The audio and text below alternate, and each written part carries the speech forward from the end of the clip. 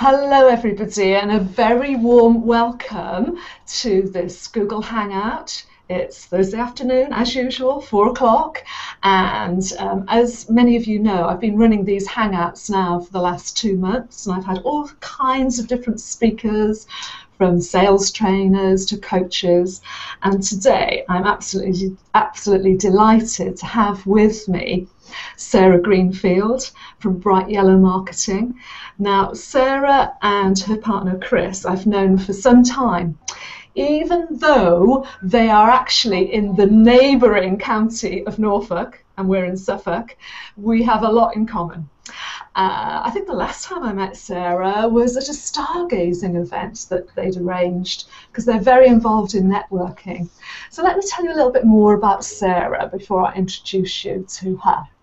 She owns 2 companies, The Best of Norwich and Bright Yellow Marketing, and she is particularly an expert in LinkedIn, and she's been using it over the years to bring in a number of leads for her business, and she's got strategies that she's going to share with us today. She's even found that somebody has recognised her at an event and booked her training there and then, and all because of her LinkedIn profile. She's certainly doing something right with that. She's published 2 books, How to Tweet Your Book, and she's also got a book and a course entitled LinkedIn Success Strategies for People Who Hate Cold Calling. Now, that course I've completed, and it's absolutely excellent, so I would definitely recommend it. I use LinkedIn a lot myself, but I learned so much from it. So without further ado, I'm going to introduce you to Sara. She's standing by.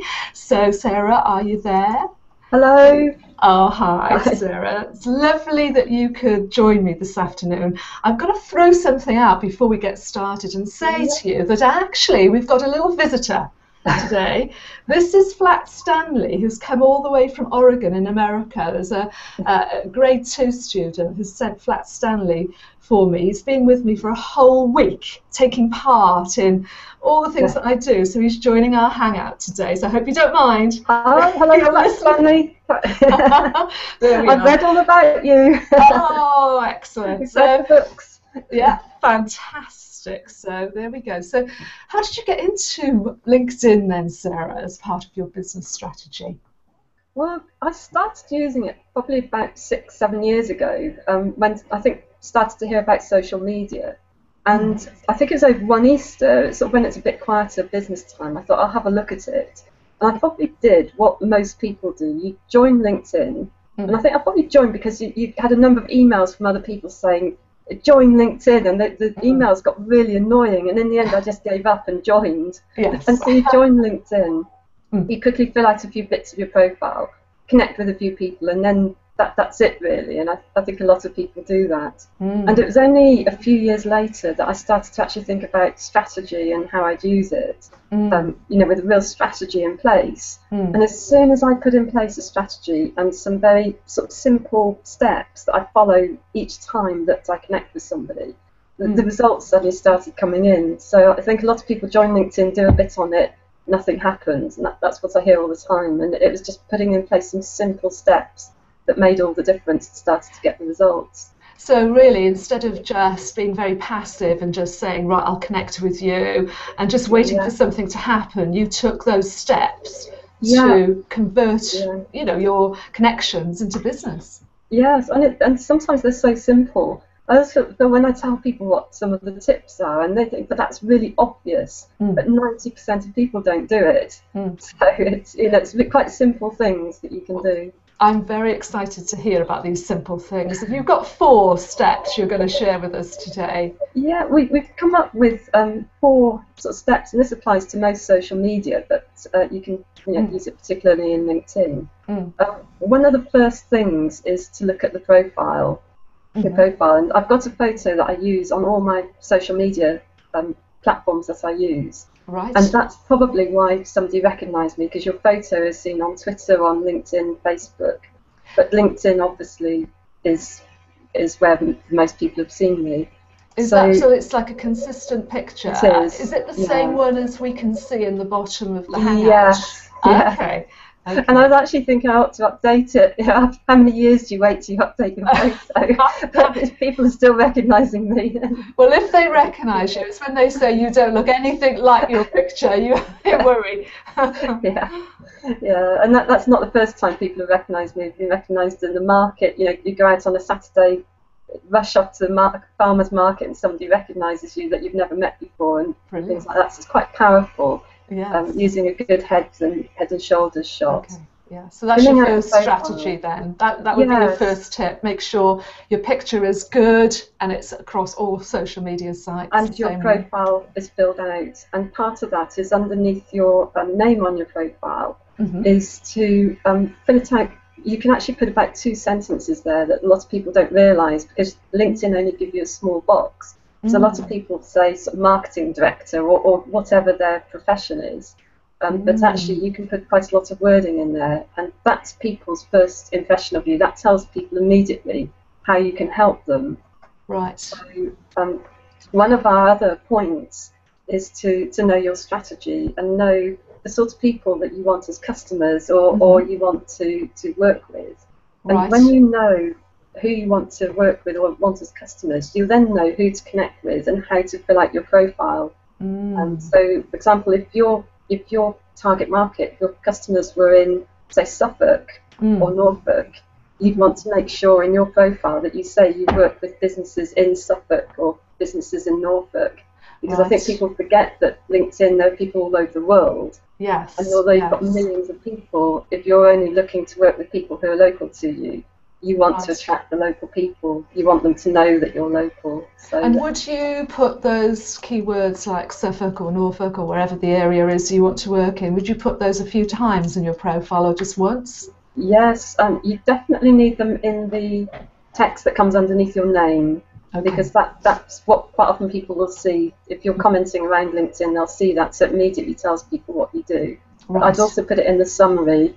And I'd use it a few times because it helps with LinkedIn search to come up in LinkedIn results, and also in Google searches and just general searches. It's very good. LinkedIn's very good for coming up in the search engines. Yeah, so I mean, really, if you were a web designer, you could search for yourself on LinkedIn and see if you come up by your name and then web design, and see if, well, maybe not your name, but just to put web design in and see if you come up high in the list. Yeah, and you can also to some extent see what people have been searching for when they found you. I think that's more so if you've got a paid version of LinkedIn, but you can have a feel for what people are searching for. Okay, so really nice photograph and a very good description right at the top underneath your name. Yeah. What else? And fill out your summary. So basically fill out all the parts of your profile that you can fill out, and the more you do, the more you're going to get found in searches, and you give a good impression. And try to get some recommendations from people, because obviously when somebody doesn't know you, the first thing they're going to look at is what other people say about you. And with LinkedIn, recommendations can work very well. When do you ask for recommendations? Have you got a strategy? There's a little tip here. Obviously, if you know somebody well enough, you could just send them a message through LinkedIn and say, can you recommend me? But some people might think that's a bit cheeky. It'd be quite hard to do it with a lot of people, wouldn't it? The tip is to actually write a recommendation for somebody else first. So I only do that when I can genuinely write something for them. Yes. When you do that, LinkedIn will send them an email, ask them if they want to show the recommendation, and then it will say, would you like to send a recommendation back to this person? So LinkedIn will actually ask them if they want to recommend you. So that's quite a subtle way of getting some recommendations. That's a really good idea. If you've really valued somebody's services and you've worked with them, they've worked with you, write them a recommendation, and they'll probably respond back in kind. Yeah, a percentage will. Yeah. Okay, good. Yes. Okay. Excellent. I like it. So that's one of the first key things, is looking at your whole profile and making sure that's set up. And one thing to remember is whenever you make any changes on the profile, everyone can see. LinkedIn sort of puts out a message saying so and so has changed their profile. which is great because if you want people looking at your business. It's not so great if you're planning to change job and you tweak your profile. Indeed, could be a bit worrying. So really, you should be changing it, tweaking it sort of every couple of weeks. So you're just updating and refreshing, and it'll go into the feed then, the news. Yeah, because people are always nosy, aren't they? They're always what they've done and have a look back on your profile. Absolutely. Yes, good.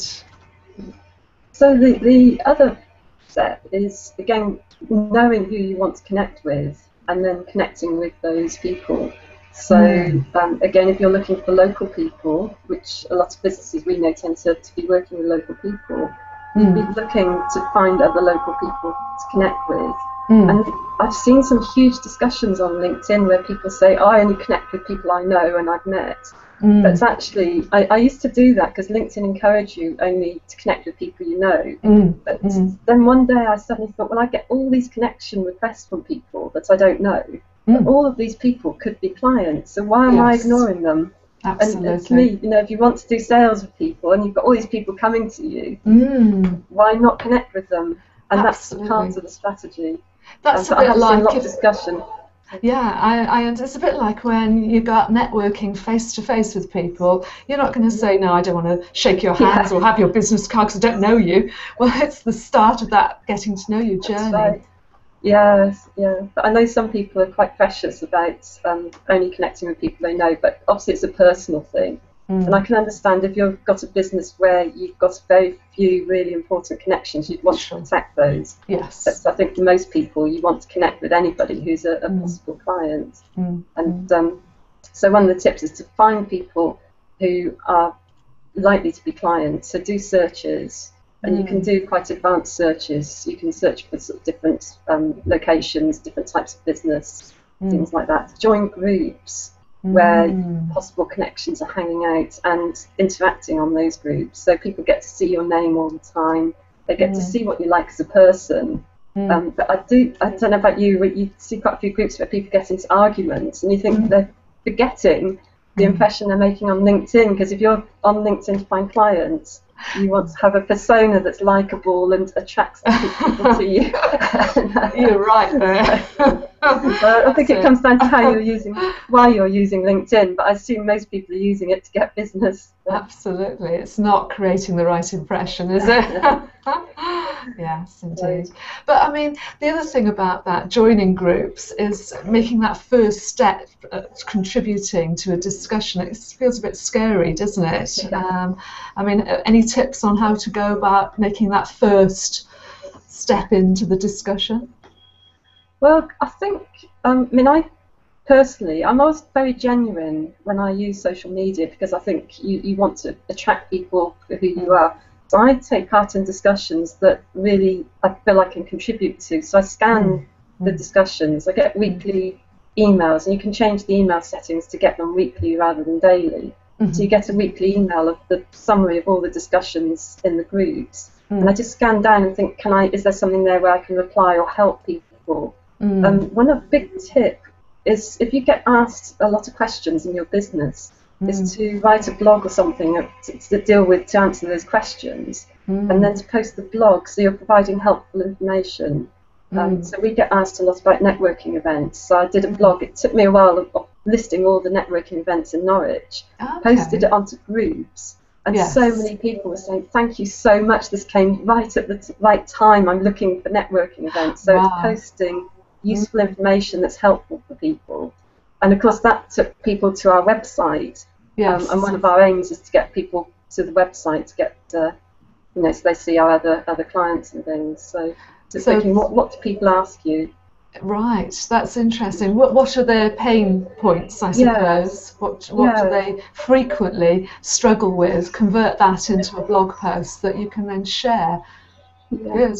And quite often you'll then pick up other discussions asking the same thing, and you've got your blog post there ready that you just post into the discussion, or it could just be answering their questions. So it's being seen as helpful, and by participating in the discussions, people keep seeing your name, they start to get to know you, and then quite often that means you could then approach them to say, would you like to meet for coffee, or whatever it is that how you take it a step further. Yeah. So that's. So I mean, being the top contributor, because when you are the top contributor in a group, your picture appears across the top of the screen, or is it the side? But you know, you are flagged up, which is a good position to be in as an expert. Yes, yeah. That's you do have to be careful, because I think some of the LinkedIn groups can be a bit scary, though, as you mentioned. I'm always, whenever I type anything in the LinkedIn group, I'm always have to think about it before I press the publish button. Yes, fortunately there is a delete button too. Change your mind. Oh, that's and there good. is a point in groups, the group moderator can ban people from the group. And if you get suspended or reported in a group, LinkedIn will stop you from commenting on all your other groups. So you have to be quite careful, because you could find a competitor bans you maliciously, and then you can't comment on any other group without the group owner allowing your comments. Everything goes to moderation. Oh, my goodness. So any group member could ban you? The group owner. The group owner. Just the group owner. Okay, not the member. Okay, wow. Yes, but let's not let that put us off. No. If we know our stuff and we're natural and we're who we are, then that should be fine. But let's be likeable, be helpful, and interact with people. Absolutely. So that's the second point, is finding the right connections. And what you tend to find is, once you've tweaked your profile and you've started to be active on LinkedIn, you actually don't have to go out looking for people too often. They start to come to you. So I get quite a few emails in every day of people asking to connect with me, and then decide whether you want to connect with them or not. So that's the sort of first two tips. Okay. The third tip is to add content that will attract the sort of people that you want as customers or to work with. So adding content, I think some people that I've worked with haven't realised you can actually add an update on your LinkedIn profile. You can add updates, which probably seems obvious to you and me, but some people haven't realised that. And obviously we've already mentioned adding content to groups and things.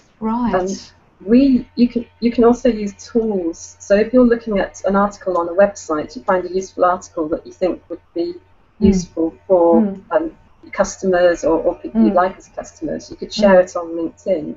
We use Hootsuite to share it. So with one button we can share that article onto LinkedIn. There's also a LinkedIn tool that you can use. You can put it on the toolbar on your computer, so whenever you're on a website, you just click the button and it will share it on your LinkedIn profile without you actually having to log into LinkedIn. Oh, that's good. That's really good. So would you, I mean, hopefully we'll get these links that you're recommending and we can put them underneath the video and stuff. So that would be an excellent thing, because I've used that similar kind of thing for Pinterest, a little button on my toolbar, so that I can grab a picture and put it on my Pinterest board, but I haven't got one for LinkedIn. So it's hidden. Good idea. It's hidden away. If you go to any page on LinkedIn except the home page, that caught me out at a workshop the other day. So any page except the home page. Really? Scroll right to the bottom, and it's tools, and you just go in there and pull out the button to go on your toolbar. Okay, so it's actually from inside LinkedIn you find this tool. Yes. Brilliant. Wow. And you just scroll to the bottom of the page. And then that's just, you find an article, you think it's of interest to your LinkedIn groups or just anyone that's connected with you, and you just, with one click, post it. Brilliant. Brilliant.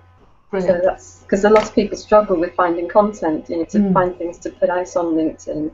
Yes. Obviously you can have company pages as well, and you'd be looking for content to go on the company page. Keep it updated. So does that tool post to your profile or your company page? That particular one posts to your profile. Okay. If you use Hootsuite, you can use it to post to the profile, the company page, and groups. Okay. So you can do a bit more with that. Brilliant. So I mean, anyone that hasn't come across Hootsuite should go and download it, because it enables you to post to multiple channels. It's really very valuable and free. We like that. Yeah, and there's some other, Spike Social and TweetDeck do similar things, but Hootsuite's the one that we use a lot. And sounds like you do as well. I do. I started off with TweetDeck, and then I just couldn't get on with that. Hootsuite is the way to go because you can use it on any browser wherever you are, of course. Brilliant. Yeah, I love it. So, excellent. Yeah. Okay. So we've got 3 things so far. So that's looking at your profile, connecting with the right people, and adding the content that's going to attract the right people to you. So all of these will start attracting the right people.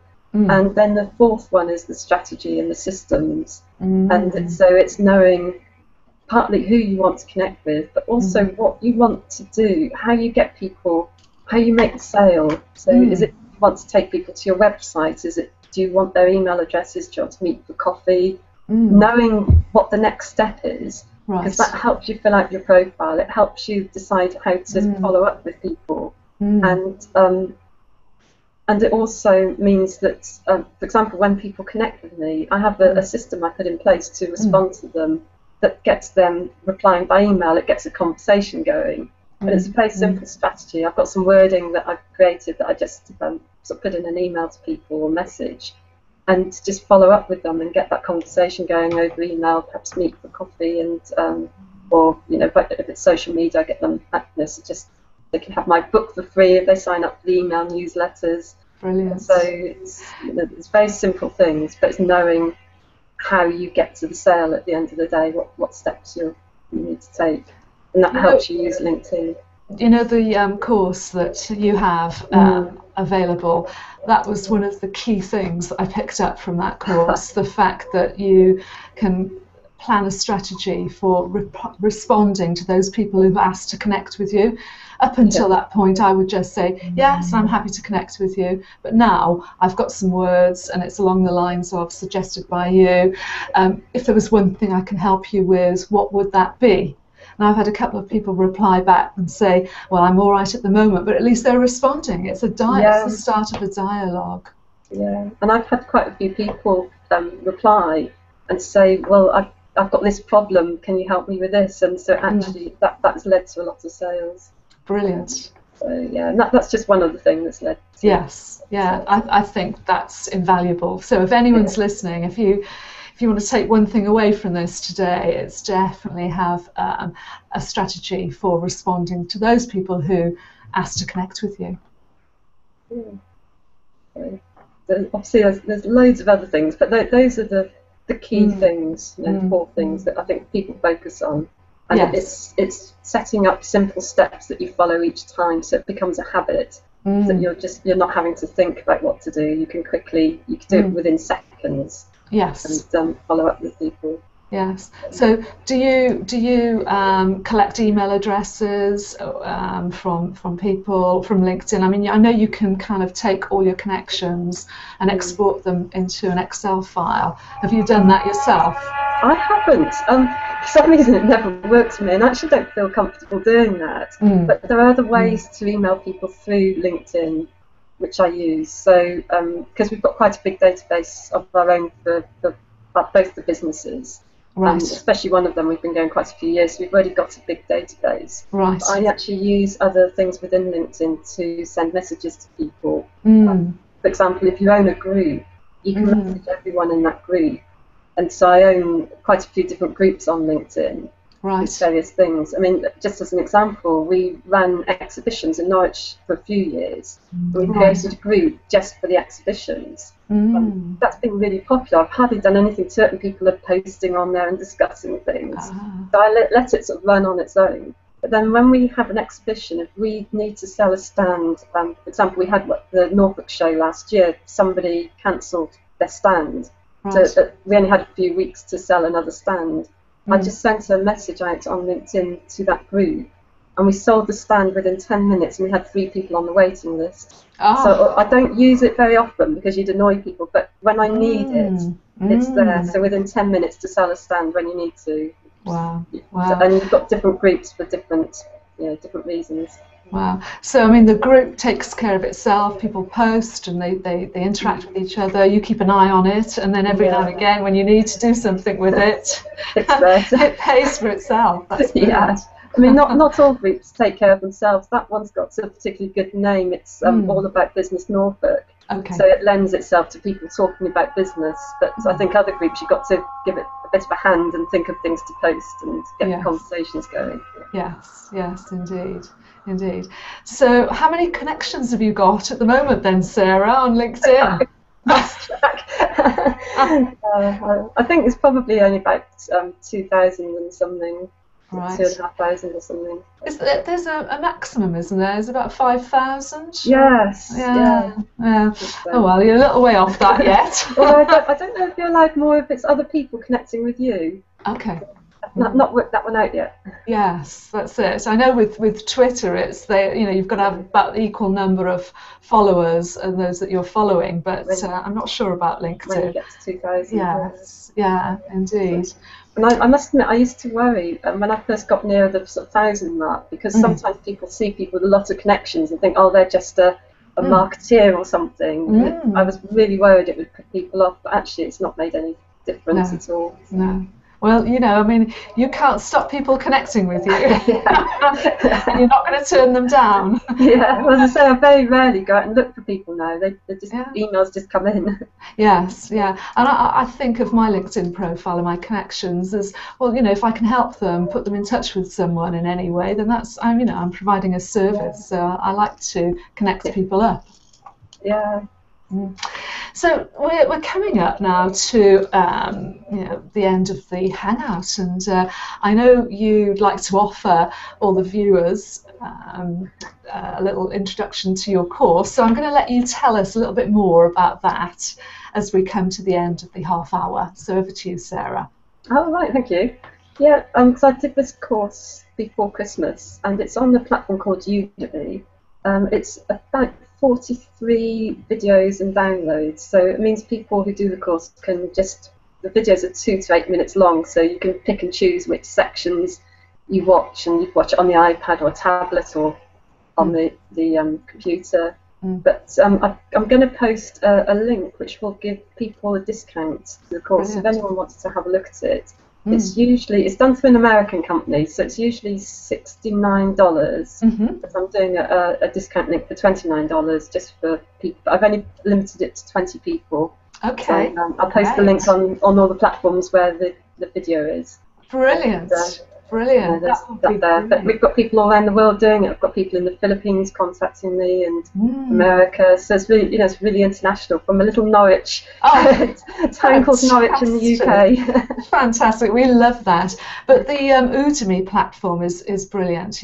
All kinds of courses on there, and of course Sarah's course is there and available for the first 20 people to get for just $29. So you need to look out for the link down below, and then you'll be able to click to connect to the course and start learning all these LinkedIn strategies that everyone should put in place to be successful on LinkedIn.